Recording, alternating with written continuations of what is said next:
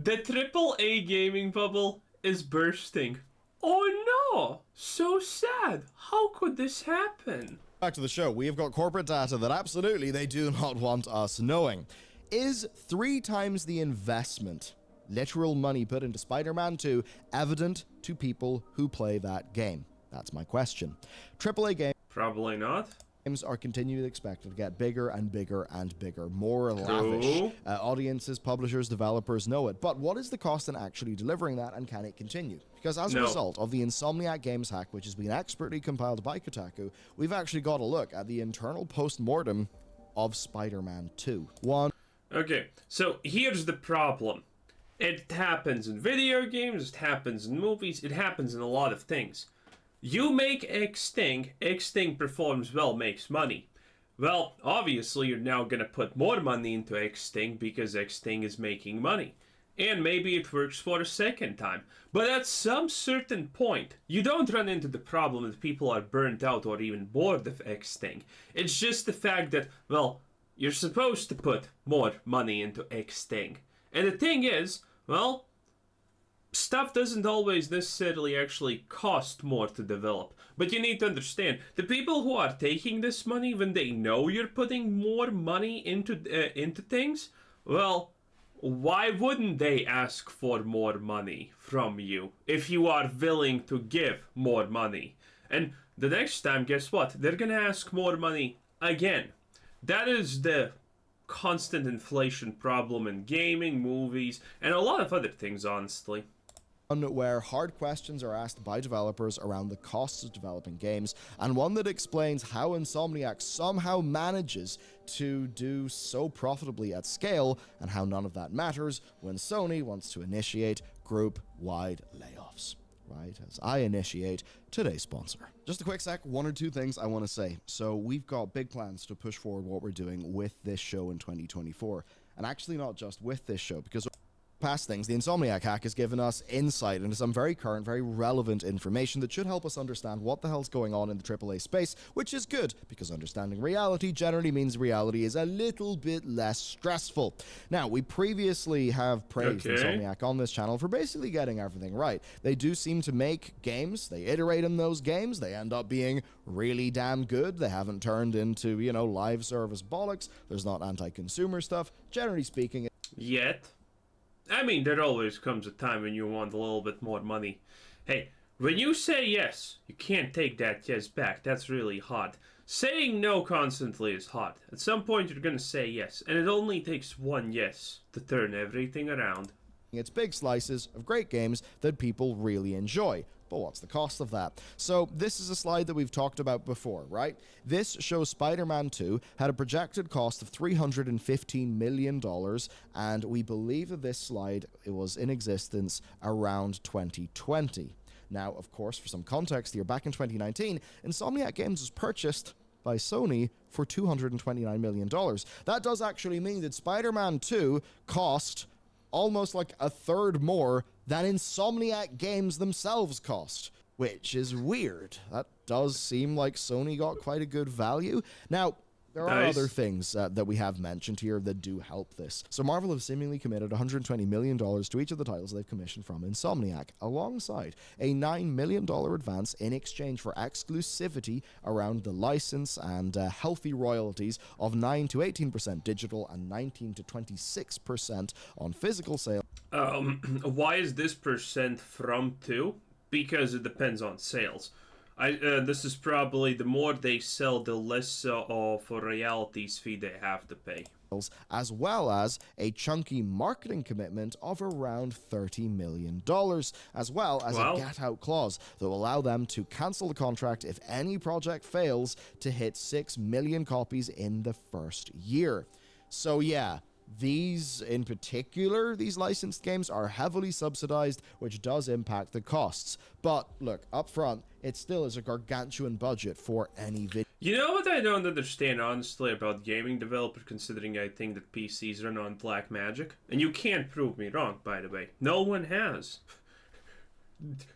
Gates that turn yes and no. No, that's obviously a lie. Okay, computers probably run on magic. Most likely explanation. But you know what I don't understand about game development? You you have all these people working for you constantly, right? They get paid they get paid base salary for being a part of your company, and they're the people developing your games. So, do they put their salary as expense for developing games? Because what exactly are you paying for? Okay, you can pay for a license. Maybe you need to outsource something to another company. That's okay. But where does this where does this expenditure accrue? You're using probably an engine you have used already for a long time, right? So what are you actually paying for in game development? Do they just count salaries for everyone working on the game as, game development cost? That's kind of interesting if they do. Because, I don't understand. Where are they putting this money in? What are they buying? Are they just outsourcing everything? Video game. And what we can follow this up with is, well, reality. The post-mortem of this game that was projected to cost $315 million. Okay, Ethan Gatch of Kotaku has gone through the documentation from the Insomniac hack, and the info he's found is rather vital. It essentially confirms very significant details about development of this game, as well as what making a blockbuster like AAA Sony game actually is. So here's some fun facts. Pre-production began in 2018. Release date was 2023. 264 core developers, 116 support staff, $40 million for 314 minutes of cinematics. An original budget of $270 million. Dude, that's why you do in-game cinematics. Okay, that's why you have that thing. That's why you have the Red Dead Redemption situations where something explodes while the cinematic's happening. Final budget including overspend of $300 million, and as of the 12th of November, like that is how hot this information is, a month and a half ago, 6.1 million copies of this game have shifted, and to break even, it will need to sell 7.2 million copies at full price. And that does mean that as of the time of writing, Spider-Man 2 is on... So, how much does Spider-Man cost? Like $50 or something like that? Well, they already have done the final budget 13 mil, but there's additional costs and whatnot. So yeah, okay, interesting. The cusp of being profitable. That is something that we say, though, under a month after launch, in spite, of course, of 6 million sales. It does feel like a staggeringly impossible, just like all of these numbers. They're so damn big. Now, look, with, of course, Christmas and stuff, always a lot of consumerism going on then. Plenty of people will be buying Spider-Man, okay? So a lot of people will buy the game for then, and obviously it's going to have a very healthy long-term sort of sales tail. The attach rate for these games is generally fantastic, so I think there's really no risk that this game is not going to end up turning a profit. But it certainly, hasn't been oh, look, boom, you've printed money. And as much as all of this may seem crazy, in the context of paying salaries for nearly 400 people for 4 years, it's kind of not shocking. Rami did some napkin math here. He said, take 36,960 work hours multiplied by $7,750. That's about $286 million, assuming Insomniac had lower costs near the start. I would guess you can deduct anything between 30% and 10% from that number with an educated guess. So what is this 7.8? Is this the average employee salary or something like that? Or what is this? Again, what is the cost? Is it just employee salary? I don't know this. I never knew this. It just seems strange. Of this game being about 200 to 270. Because I have never heard that, gaming companies just fire all of their developers while they're not working on something. Like, I don't know about this one, Chief. 5 million. So kind of interesting that the napkin math is almost like lining up there. Anyway, it's not shocking to see these figures. As much as they may be large, it's just a function of scale. And of course, to me, in the sort of more management geeky side of things, what is interesting is just how the hell you manage something at this scale. And the stuff that kind of came out implies something you don't. If you're doing something at this scale, probably you need to cut things off, okay? So a lot of these gaming companies are trimming off people, and that's good because a lot of people are useless. If you have 300 people working on a project, you're gonna probably at least have 50 of them who are completely doing absolutely bare minimum, or less even maybe, just because, you need to coordinate 300 people. That's not easy. Now, admittedly, this involves, a dedicated art department, audio, visuals, blah, blah, blah, and things like that. But it's still a lot of people in every one of those departments that are probably overlapping jobs also. And then these departments need to actually communicate with each other. So, because, if no art is ready for X, well, you can't really do music for it, right? If nothing is ready for this, then the other guys are just sitting there idly by and doing nothing. Man, there's a lot of fat probably to trim at all of these gaming companies. That's the reality of it. Like micromanagement, bundling strike teams of developers into production to deliver specific tasks as efficiently as possible. So here's what's kind of fun. Excel spreadsheets show developers grouped into blocks of 30, revealing the budget and scheduling impacts depending on which projects they are moved to and when. So that's all kind of cool to me. But anyway, what's interesting here is what Insomniac are saying about their next groups and blocks of 30. Does this mean that they tried to make the game as in, hey, you 30 people, you work on X part of the game or map or whatever, and then, like this? Did they try it like this and everyone's like, a mix of people like coders, artists, sound designers? What does that mean? That game, and frankly the implications of needing to hit 7 million sales to break even. I mean, do you remember whenever Square Enix would say, oh, the Tomb Raider game didn't sell 6 million copies, we're disappointed? Oh, it's like that same thing is just continuing. Obviously though, being a first party tentpole, stuff's kind of different here. And again, thinking about what they need to hit break even, think about the revenue waterfall on this game as well, with the money that's got to go over to, over to Marvel, of course. So per the presentation seen by Kotaku, Spider-Man 2 is the team's most expensive game ever. The question then is, how the hell do you follow up? And what happened? Oh, the 7 mil copies now makes sense because, right, they're supposed to give, licensing fees, and that is not, they're supposed to give, essentially like 15% of that money to for licensing fees. Okay, so that makes sense. The 7 million copies are exactly on point in that case, because 6 mil is almost break even, but then that 20% up. Yeah. That is roughly 1/6. Okay, that makes perfect sense now. What happens if something goes wrong? Here's a quote. We have to make future AAA franchise games for $350 million or less. That's what one slide says from a That's smart.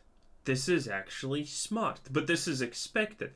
They're saying 350 because they expect that they can clear this number. That is essentially how this works, right? You're not gonna say, oh, we need to make games for 500 mil. If you couldn't even clear profits on 350 mil budget, okay? They're not gonna go up. They're establishing where they need to go and what they need to do. If they would win bigger, then they would probably go for a bigger budget because they know they can clear it. Okay? So yeah, this is the problem. Sustainable budgets presentation earlier on this year.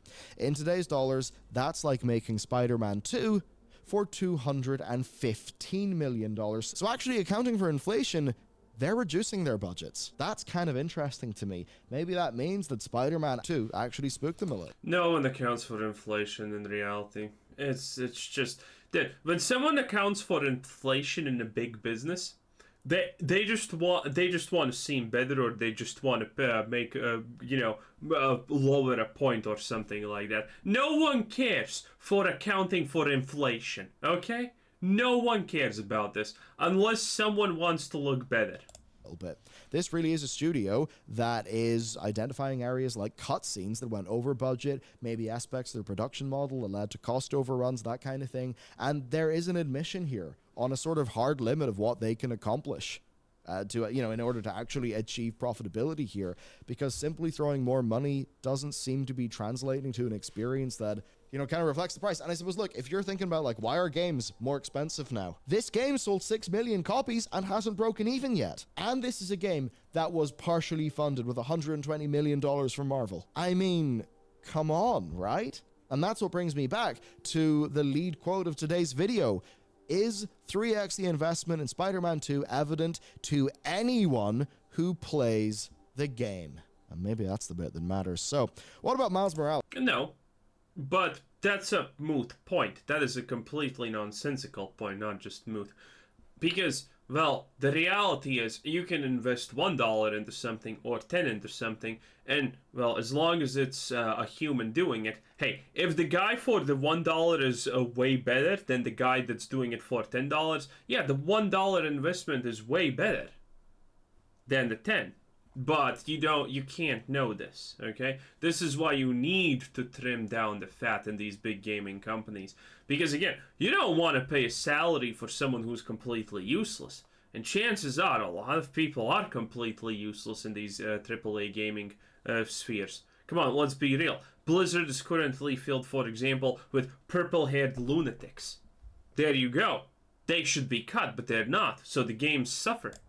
Alice. Right? Was that not supposed to be the solution to all of this? A smaller scoped game that made use of existing assets and systems to deliver a really great experience that would give them, more releases, better sort of like risk reward. And I think the answer there is yes, because guess what? The budget for this game was $90 million.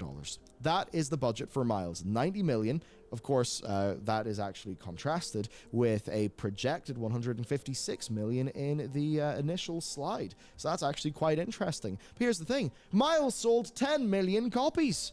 And that means that Miles was bloody profitable. Probably more profitable than Spider-Man 2, because Miles cost a reasonable amount of money to develop. So as noted then in this presentation, it suggests that compared to Spider-Man 2, Miles Morales took 2 years less development time, which obviously means fewer employee costs, and of course they got to reuse all those systems, So yeah, it all is employee costs, huh? meaning less initial overlay. Well, I guess,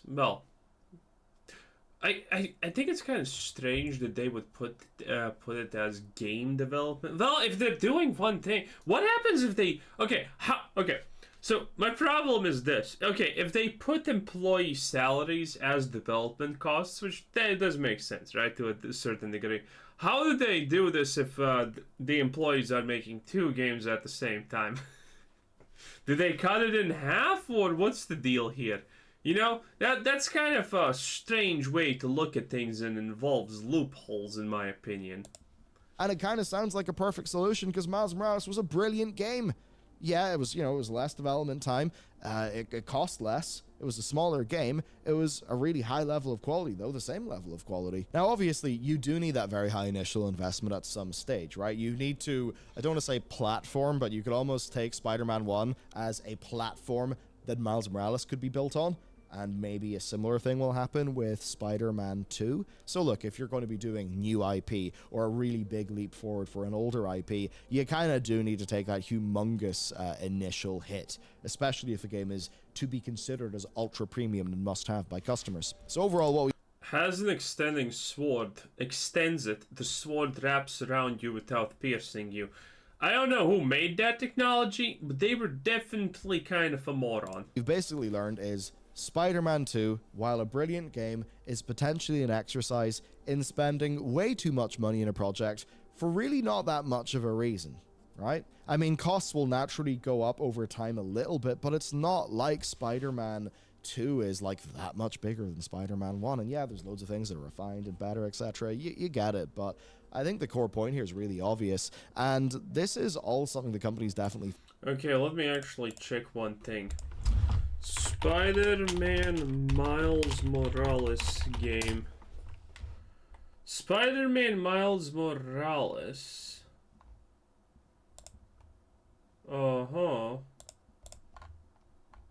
Save on Spider-Man Miles Morales.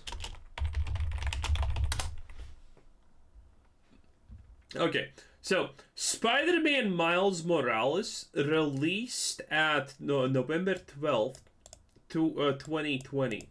So this is what I thought. Now this explains it. Yeah, Obviously now that, okay, so let me explain how this works. This is actually pretty simple now that we know the date, because it all makes sense now, right?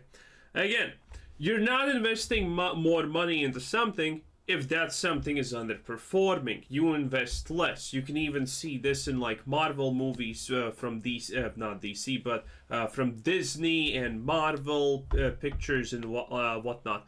And this is the same thing. Spider-Man 1 releases. It's pretty good. People like it. Spider-Man 2 releases, and it sells way more than expected. It's super profitable. And considering those copies, most likely, if we look at the money that they made, the break-even point, and all of that, we're gonna land on the part that Spider-Man 2 is along those lines. Because again, this is how it happens. You release a game, it performs well, you release the next one higher. So this is it. Spider-Man 2, there was more budget put into it, more everything, and well, people bought it less. But this is a decent thing, because they made it off the success of the Miles Morales thing, you know, selling 10 million copies. This all makes sense. This is perfectly understandable. And yeah, now that they made Spider-Man 2, and this was probably their bottom line, that they said, okay, worst case scenario, we're probably looking at these numbers, right? Well, they did it. And now they know that they need to cut back because it didn't sell as good as Miles Morales. Because, you know, past performance is a good indicator of future performance and whatnot. So, you know, if your Miles Morales did good, and you make your Spider-Man 2 as Miles Morales, you expect to probably get also those 10 million sales, don't you? It just makes sense that you do. But it didn't. Okay? So it is what it is. Thinking about basically standalone efforts that will lead to sort of sequels as bridging steps. And that does make a lot of sense, because it really seems like Miles Morales... This is, by the way, nothing here is strange. Everything here is just common business analysis. None of this is strange. This is just your expectancies versus reality and all of that stuff. You know, your minimum, what you think is going to be the minimum, the maximum, and stuff like this. None of this is strange. None of this is exactly bad news or good news or whatever. This kind of just seems business as usual. Is where a lot of the profit was actually made. And that's totally fair. I'm happy with them to profit from that, because number one, it's the fruits of their labor from Spider-Man, which is a brilliant game, and from Miles Morales, which is also a brilliant game, where many people, me included, were just kind of, you know, we wanted more in that world, and that's exactly what we got. Essentially, it's more efficient development. And look, efficiency... Actually, let me also Google Spider-Man game, Spider-Man 1 release date. Okay, so it's the 7th September 2018. Yeah, it makes sense. So, the Spider-Man 1 sells pretty okay. Then Miles Morales comes out and sells way above expected. Way above expected. Probably... Wakanda Forever. Black Panther. Black Panther game. No, not game. Movie release date. Okay, February 14th, 2018. So yeah, Black Panther does good. Black Panther Wakanda Forever movie release date 2022. Okay, so, you know, it's like Black Panther comes there. There's still kind of a hype train because Black Panther did really well. So, a Miles Morales game is getting boosted by Black Panther in sales. That's kind of to be expected. Now, the question is, from what they did they actually think that matters? Because I would argue that it does matter, okay? You're releasing a black main star led main superhero already hugely known franchise, and it's black after Wakanda. Well, Black Panther. Yeah, that's probably gonna do better. I don't know. It doesn't seem like they thought that matters probably. But yeah, you would expect a boost in a Miles Morales game in that case. Or maybe it's just me. Ah, hell, it's not like any of you have an actually valid opinion on this. Doesn't mean worse. It doesn't mean that it feels less premium, actually. And while all of this makes sense to us as people who perhaps understand what it's like to run a budget, like, look, even if it's a family budget, you know, if you somehow spend like twice as much money in a year and you think, am I twice as happy? Have I actually achieved goals? You'll know there's something wrong. And that's almost what they're doing here. They're like, hey, we've spent so much more money in this game. Have we actually, got a reward in line with this massively larger investment? Okay? And they're thinking about how they can be more efficient, more prudent in the future. No, but again, that depends on the people working there. Hey, maybe next time they lowered the budget, but the people working for them doing stuff are gonna be way better than the previous ones, and they hit it out of the park way harder on a lower budget. Again, you don't know if everyone who is working on that game is good, and that's a huge thing that matters. Okay, are people who are doing the job good? Because as long as they're good, you can pay them more or less or whatever. It's still going to be more outcomes and better outcomes than people who are bad but are getting paid less. Okay, getting a good job is as simple as just knowing how much to lie and what not to lie about. For example, never to lie about knowing languages that you don't know on your CV, let's just say, curriculum vitae or whatever it's called. Yeah, because they're gonna check it. Lie about things that they cannot be checked. There you go. Pretty simple. That's how you get good jobs. And it is what it is. Future, and this is good because we want healthy, sustainable companies, and it does seem that Insomniac are very interested in being one of those. But what about Sony then? Because obviously things have been happening at Sony.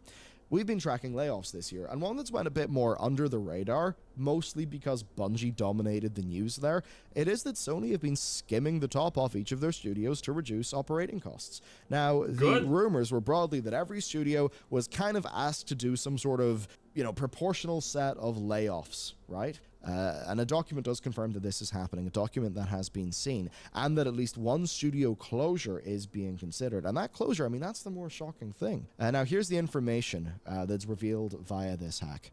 Presentations earlier in the year project to a rough head count of 500 moving forward. But a September email from Sony specified a full-time employee max headcount of 470, down from its current estimated 485 employees. PowerPoint slides from a September presentation reference 6 potential areas to reduce headcount, including a few layoffs, not backfilling certain positions, and placing up to 5 employees on performance improvement plans, which may eventually result in them getting fired. Yep, this makes sense. Again, firing people is trimming down the fat. You're not firing the good people, okay? You're firing the people who are the worst and way more compensated than needed, okay? Because, there are situations when you can fire someone in a company and,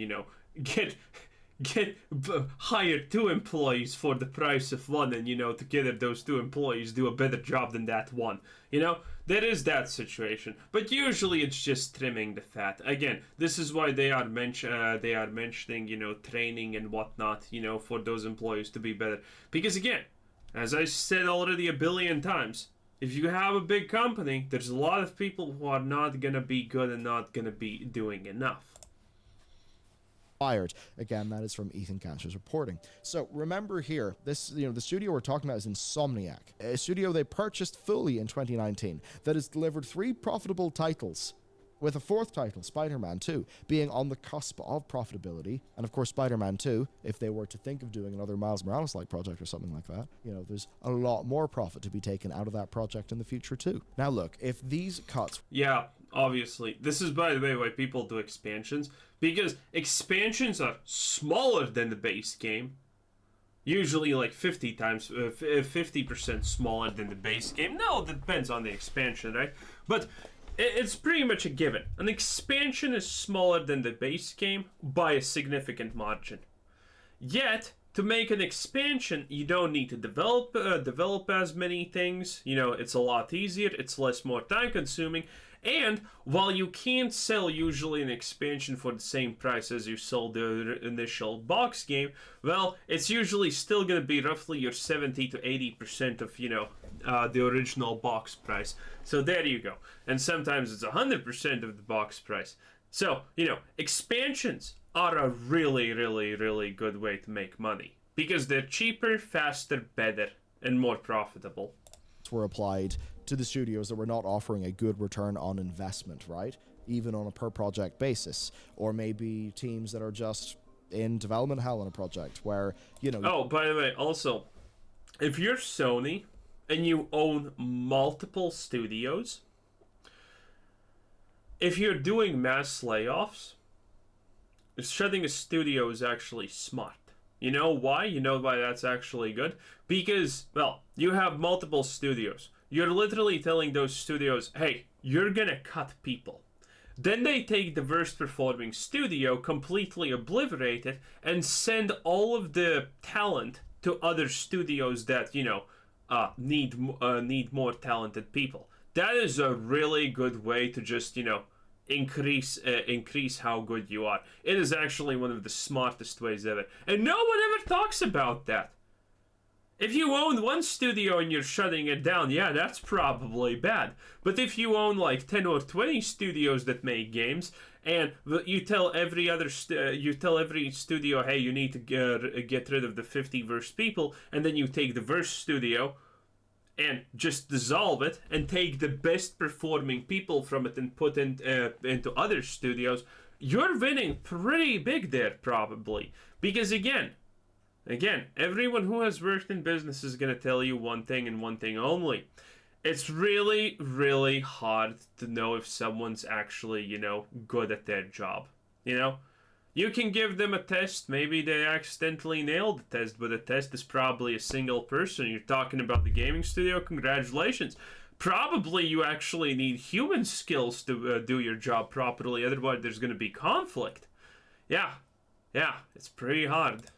You could understand Sony being like, listen, chaps, you're not, there's no beans coming out of this from anyone. We're spending too much money, you gotta go. We can all understand that, right? But from Insomniac, that's doing excellent, that does feel weird. And think about it from a morale perspective. Insomniac comes in, absolutely delivers everything you could want, including commercial success, and part of their reward is that they need to meet cost reductions in order to help the overall group meet its target, even though they are likely disproportionately contributing to the group's revenue. So this seems mad. No. Actually, completely doesn't matter. There's still probably stuff to trim down. That's it. That's literally it. There is still stuff that you need to trim down. So, again, sounds completely normal to me. Dude, from a business standpoint, I see everything here actually being completely peachy. I see everything here going exactly according to plan. Everything is reasonable. I don't see any problem with this, but Sony just, doing good things technically.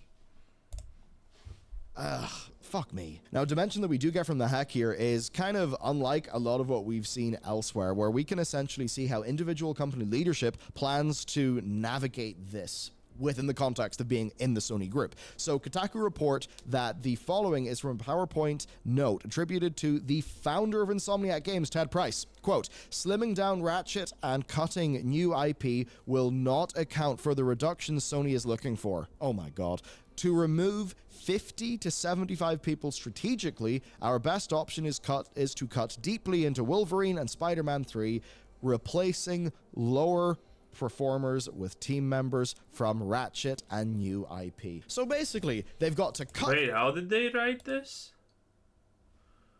Okay, so our best option is to cut deeply into Wolverine, Spider-Man, replacing lower performers with team members from Ratchet and new IP. Okay, yeah. Again, from a business standpoint, this makes sense. If you want to make good stuff, you probably need to have good people on it. You can't just put in, you know, your local drunk who has not finished grade school and make him a CEO and expect good performance. No, you need Bobby Kotick. Okay? You need people with skills to pay the bills. And new IP. So basically, they've got to cut down, like, Ratchet. They've got to cut down everything. Then they've got to take people from Ratchet and throw them into the games that they've already cut down. And, you know, replacing lower performers at the company. And this is quite strange, because now think about... No, it's not. This is quite common, in fact. It's exactly the opposite. This is as common as it gets. This from Ted's perspective. Obviously, this will all kind of suck to him, right? And yes, it may seem a bit weird talking about, you know, low performers, replacing low performers. But look, you know, when you put the business hat on...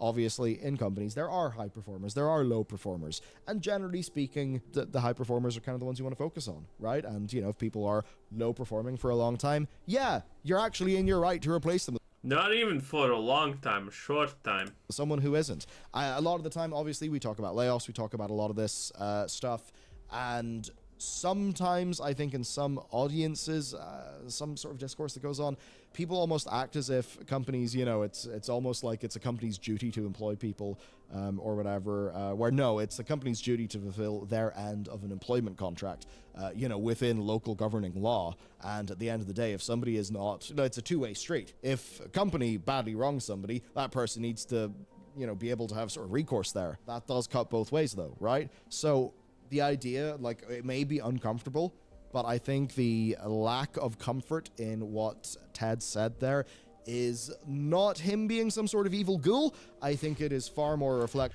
Recourse against the company? Bro, if you're probably working in game I don't know, I have not worked in game development, but I can tell you a couple of things, okay? If you're gonna take recourse against a game development company and as a developer, you're probably never getting a job into a good sector of the industry again, okay? It is what it is. It is what it is. It's the game we play, okay?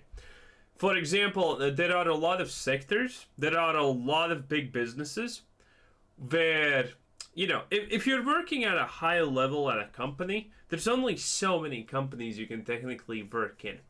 And a lot of them are sometimes government controlled. And when they're government controlled, well, not even government controlled, but if you have a big enough company that surrounds a big enough market space, this is what happens when people leave that have worked, for example, in that company, I don't know, 10 years. When you leave the company after 10 years, you are mandatory by law given, I don't remember how many months of pay, but, you know, extra months of pay. If you work X amount of years in a company, you are gonna get, when you leave, no matter if you're fired or you leave on your own, you're gonna get like a month, 2, 3, 4, 5, or 6, or however many months of pay after leaving. Oh yeah. Well, you can do that, but in a lot of situations, hey, if you do that, you're never gonna get hired by this company again. So, you know, if the worst things comes to worse, if you take that money, you will never be allowed to work in that company again. Hey, it is what it is. It's the world we live in. We're just talking about a lot of people, and this is about scale. In the same way people talk about, you know, military stuff. You know, and they talk about people, but in the context of a battalion size or a company size or something like that. And it all then becomes rather dehumanizing. So it's a function of scale that it feels sort of iffy to us in our normal lives. Not necessarily a function of being mean and evil, because realistically, he has now been told, you need to cut this many dollars. No matter what, you need to make it happen. And if that's what he needs to do, how do you do that? Genuine question. And then it's quite tricky because you may say, quit and protest. Well, if he quits, who do you think the next person's going to be? Is the next person going to be someone who is a founder of the company? Or is the next person going to be some sort of plant or Sony approved pick who will just do whatever the hell Sony wants?